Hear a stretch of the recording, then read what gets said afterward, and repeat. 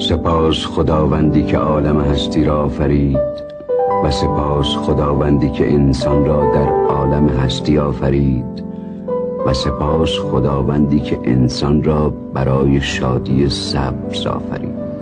اصلا کی گفته هدف ساختنه؟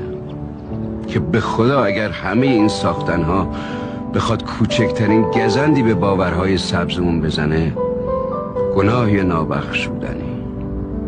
در هر حال ما به زندگی خودمون ادامه میدیم، در حالی که سعی میکنیم تمام لحظات اونو سرشار از شادی های سبز بکنیم. چرا که آدم همیشه مثل هوا احتیاج داره به شادی های سبز،